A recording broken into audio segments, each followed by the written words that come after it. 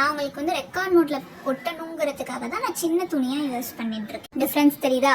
இதுதான் நம்ம ரெகுலராக யூஸ் பண்ணுற ஸ்டிச். ஃப்ரீ டெய்லரிங் கிளாஸில் நம்ம 10th கிளாஸ் பார்க்க போகிறோம். நம்ம வந்து ஃப்ரீ டெய்லரிங் கிளாஸில் 10th கிளாஸ் வரையும் நம்ம பார்த்துட்டோம். நீங்கள் 9 கிளாஸஸ் வந்து பார்க்கலன்னா மறக்காம போய் செக் பண்ணி பாருங்கள். இப்போ வாங்க வீடியோக்குள்ள போயிடலாம். ஸ்ட்ரைட் ஸ்டிச் பார்த்துறதுக்கு நான் வந்து நீடில் கோத்துக்கிட்டே பாபின்லேயும் வந்து நூல் வந்து ஃபிக்ஸ் பண்ணிக்கிட்டேன். இது வந்து நம்ம ஆல்ரெடி கிளாஸில் எல்லாமே நம்ம வந்து சொல்லிட்டோம். நீங்கள் இன்னும் அந்த கிளாஸ்லாம் பார்க்கணும், மறக்காம போய் செக் பண்ணி பாருங்கள். இப்போ ஃபஸ்ட்டு இப்படி ஃபூட்டரை தூக்கிக்கங்க. ஃபூட்டரை தூக்கிட்டு இப்படி நீங்கள் துணியை வந்து வைக்கணும். ஓகே, துணியை வச்சுட்டு ஃபூட்டரை இறக்கிடணும். ஓகேவா? இப்போ ஸ்டார்ட் பண்ணும்போது நம்ம வீல் வந்து ஃபஸ்ட்டு பண்ணணும். கையில் வீல் பண்ண ஃபஸ்ட்டு ஸ்டார்ட் பண்ணணும்.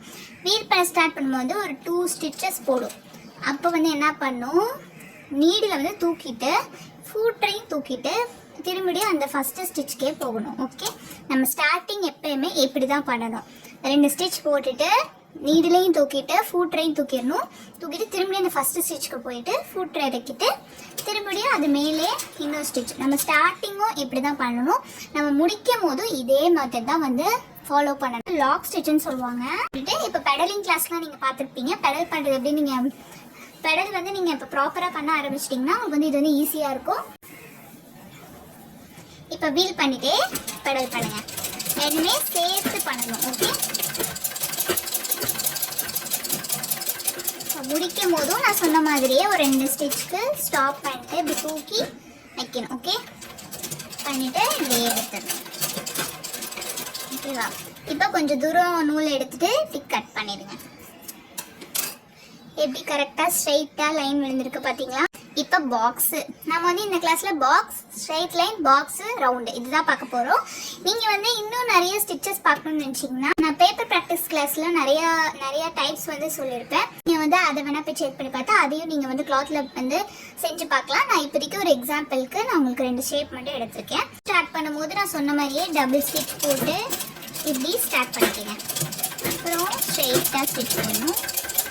அதுக்கப்புறம் ஃபூட்டரை இறக்கிட்டு நான் சொன்ன மாதிரியே ஃபூட்டரை இறக்கிடணும். நீடில் உள்ளே இருக்கணும்.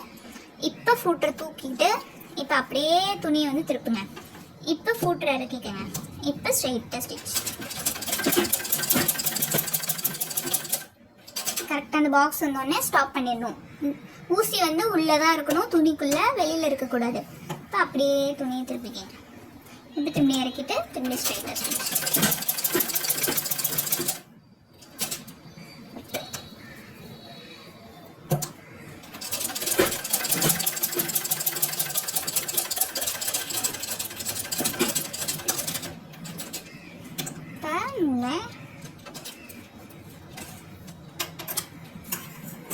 நூல் உங்களுக்கு எடுக்க முடியலன்னா ஒரு வீல் பண்ணிங்கன்னா, ஒரு வீல் வந்து சுற்றினீங்கன்னா உங்களுக்கு வந்து நூல் வந்து எடுக்க வந்துடும். ஓகே, பேலன்ஸ் நூலை கட் பண்ணி விட்டுருங்க. இந்த பாக்ஸும் நம்மளுக்கு வந்து ப்ராப்பராக இருந்துச்சு. இப்போ ரவுண்டு போடலாம்.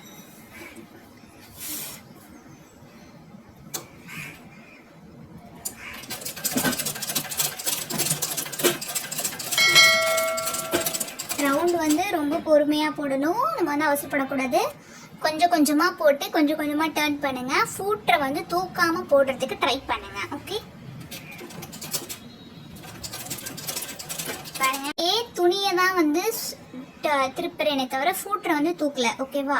இந்த மாதிரி போட ப்ராக்டிஸ் பண்ணுங்கள். இந்த மாதிரி நீங்கள் போட்டிங்கன்னா ப்ராப்பராக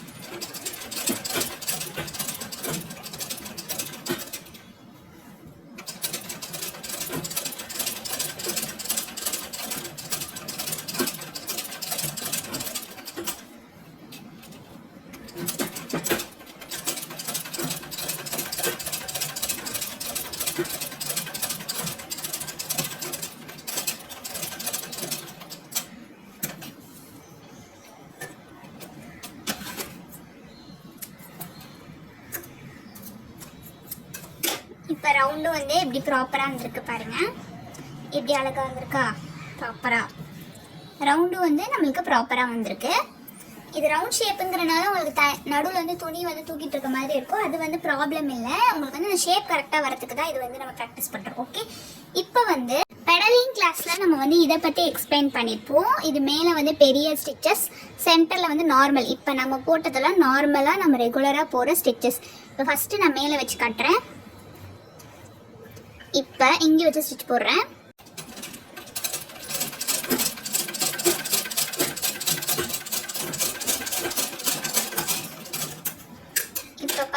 உங்களுக்கு வந்து விசிபிளாக தெரியுதா? ஸ்டிச்சஸ் வந்து எவ்வளோ வந்து பெருசான ஸ்டிச்சஸ். இந்த ஸ்டிச்சஸ்க்கும் இதுக்கும் டிஃப்ரென்ஸ் பாருங்கள், பெருசாக இருக்கா? இப்போ நான் சின்ன சைஸில் வைக்கிறேன். இப்போ இங்கே வச்சுக்கிறேன், டைட் பண்ணிக்கிறேன்.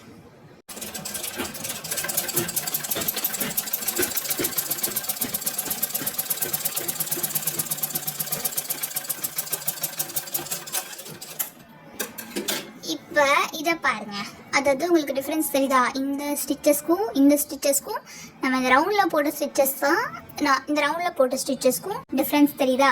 இதுதான் நம்ம ரெகுலராக யூஸ் பண்ணுற ஸ்டிச். ஓகே, இது வந்து ரொம்ப மைன்யூட்டாக இருக்கும், குட்டி குட்டியாக இருக்கும். இப்போ கீழே போகிறேன். இப்போ இப்படி திருப்பி டைட் பண்ணிக்கிறேன். இப்போ இதுக்கு வந்து நான் பின்னாடி வச்சுக்கிறேன் துணியை. ஏன்னு இப்படி ஸ்டிச் பண்ணும்போது உங்களுக்கு புரியும் பாருங்க.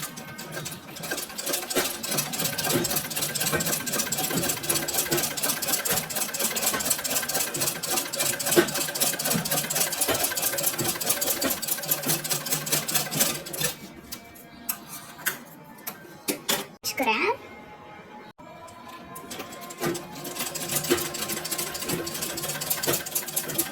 இது வந்து ரொம்ப மைன்யூட்டான ஸ்டிச்சஸ்.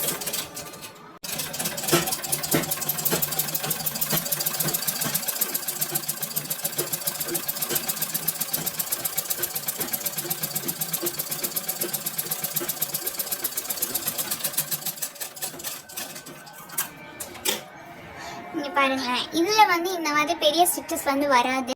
இது வந்து நான் கீழே வச்சிருந்தேன், இங்க வச்சிருந்தப்போ அந்த ஸ்டிச்சஸ், இது வந்து இப்போ நான் வந்துருந்தப்போ ஸ்டிச்சஸ். இப்போ இதில் வந்து நம்ம கிளாத் எப்படி ஃபோல்ட் பண்ணி ஸ்டிச் பண்ணுறதுன்னு பார்க்க போகிறோம். நம்ம வந்து சாரீ ஓரடிக்கிறதா இருக்கட்டும், அதாவது இந்த மாதிரி பிசுறாக இருக்கும் போது சுடிதார்லேயும் கீழ் சைடில் கை பார்ட்டில் அங்கெல்லாம் வந்து நம்ம இந்த மாதிரி ஃபோல்ட் பண்ணி தான் ஸ்டிச் பண்ணுவோம். அதாவது எப்படி பண்ணுறேன்னா, இந்த மாதிரி பிசுறாக இருக்கல நூல், இதை வந்து நம்ம வந்து இது பண்ணுறதான். அதுவே நீங்கள் இந்த சைடு பார்த்தீங்கன்னா உங்களுக்கு வந்து ஓரமாக இருக்கும். சப்போஸ் நீங்கள் இந்த மாதிரி இடத்துல வந்து ஃபினிஷ் பண்ணுறீங்கன்னா இதை வந்து ஒரு ஃபோல்டு பண்ணிக்கிட்டாலே போதும். ஓகேவா? இது வந்து ஓரம்னு சொல்லுவாங்க. இது வந்து இந்த சைடு வந்து நூல் வந்து இப்படி வராது. ஓகேவா? அதனால இங்கே வந்து ஒரு ஃபோல்டு நீங்கள் பண்ணிக்கிட்டாலே போதும். இப்போ இந்த மாதிரி நூல் வர சைடாக இருந்துச்சுன்னா இந்த மாதிரி டபுள் ஃபோல்டு பண்ணிக்கணும். ஓகே, டபுள் ஃபோல்ட் பண்ணி இப்போ ஸ்டிச் பண்ணுற பாருங்கள். ஸ்டிச் வந்து நம்ம எங்கே பண்ணணும்னா இந்த எட்ஜில் தான் வந்து நம்ம ஸ்டிச் பண்ணணும். ஓகேவா? அதுவும் ஸ்ட்ரைட்டாக இருக்கணும். அதுக்காக தான் அந்த ஸ்ட்ரைட் லைன் ப்ராக்டிஸ் பண்ண சொல்லி ஸ்ட்ரைட் லைன் நீங்கள் நல்லா ப்ராக்டிஸ் பண்ணிக்கோங்க. நான் போட்டிருக்கும் போது நீங்கள் ஒரு ஸ்டிச்சஸ் மட்டும் போடக்கூடாது. நீங்கள் வந்து நான் பேப்பர் ப்ராக்டிஸில் சொன்ன மாதிரியே ஒரு துணி ஃபுல்லாக நீங்கள் வந்து ஸ்ட்ரைட் ஸ்டிச்சஸாக போட்டு பாருங்க, ஏன்னா அதுதான் ரொம்ப இம்பார்ட்டன்ட். ஓகே, அப்புறம் சர்க்கிள், கர்வ், அப்புறம் பேப்பர் ஸ்டிச்சிங்கில் போட்டிருக்க ஷேப்ஸ் எல்லாமே நீங்கள் வந்து ட்ரை பண்ணி பார்க்கலாம். ஓகே, டாக் ஸ்டிச் போட்டு ஸ்டார்ட்.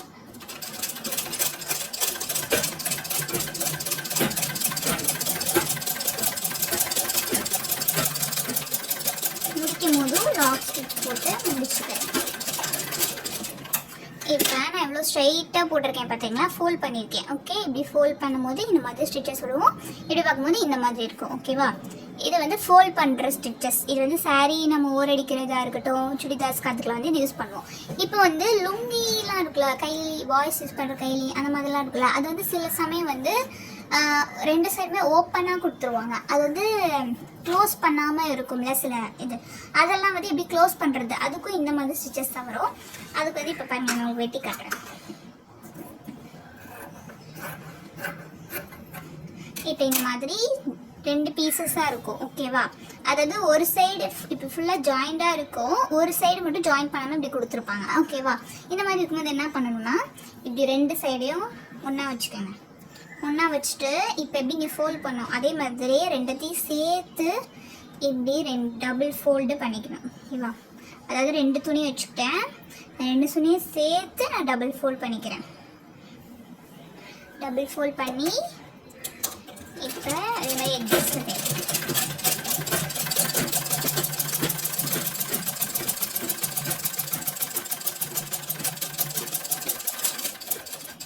நான் உங்களுக்கு இந்த மாதிரி சின்ன சின்ன கிளாத்தில் போடுறது வந்து நான் வந்து ரெக்கார்ட் நோட்காக தான் இது எல்லாமே உங்களுக்கு நான் பண்ணி காட்டுறேன். நீங்கள் பண்ணும்போது கொஞ்சம் பெரிய கிளாத்தாகவே எடுத்து யூஸ் பண்ணிக்கோங்க. இந்த மாதிரி நீங்கள் சின்ன கிளாத்லலாம் சின்ன துணியில் வந்து போடணும்னு இல்லை, நான் உங்களுக்கு வந்து ரெக்கார்ட் நோட்டில் ஒட்டணுங்கிறதுக்காக தான் நான் சின்ன துணியாக யூஸ் பண்ணிட்டுருக்கேன். ஓகே, இப்போ இது என்ன பண்ணணும், இப்போ இதுதான் பேக் பார்ட்டு, இது வந்து ஃப்ரண்ட் பார்ட். ஓகேவா, இப்போ பேக் சைடாக திருப்பிக்கிங்க. திருப்பிட்டு இப்போ இந்த மாதிரி ஒரு இது இருக்கா, இதை இப்போ ஒன் சைடாக, அதாவது இந்த சைடு திருப்பாதீங்க. இந்த சைடு நல்ல சைடு மாதிரி தெரியும். அதாவது இப்போ நம்ம ஸ்டிச்சஸ் போட்டோம்ல, எங்கே வச்சு போட்டோமோ அதே மாதிரியே இருக்கணும். இப்படி திருப்பிடக்கூடாது. இப்படி தானே நம்ம ஸ்டிச்சஸ் போட்டோம், அதே சைடே வச்சுக்கோங்க. இப்போ இப்படி ஓப்பன் பண்ணி வச்சுட்டு உங்களால் எவ்வளோ வந்து இழுக்க முடியுமோ இழுத்து வச்சு இப்போ ஸ்டிச்சஸ் போகணும். எங்கிட்டனா இந்த சைடு கார்னரில்.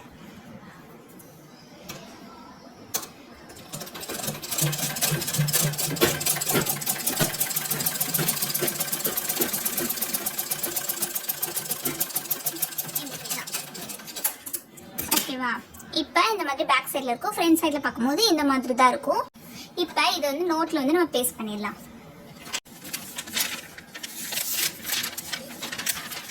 நோட்டில் நான் இந்த மாதிரி எழுதி வச்சுக்கிட்டேன். இப்போ இன்னொரு சைடு பேஸ்ட் பண்ணிடுவேன். இப்போ இதை வந்து இப்படி ஃபோல்ட் பண்ணிவிட்டு இங்கே வந்து பின் பண்ணிக்கிறேன்.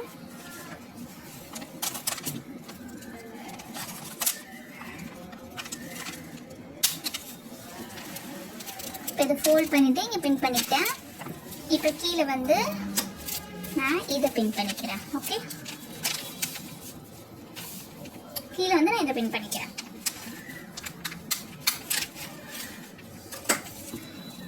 இந்த வீடியோஸ்ல எதுவும் டவுட்ஸ் இருந்துச்சுன்னா கமெண்ட் பண்ணுங்க. இந்த வீடியோ பிடிச்சிச்சுன்னா லைக் பண்ணிக்கோங்க. இந்த மாதிரி யூஸ்ஃபுல்லான கண்டென்ட்க்கு நம்மளோட பேஜை சப்ஸ்கிரைப் பண்ணி வச்சுக்கோங்க. தேங்க்ஸ் ஃபார் வாட்சிங்.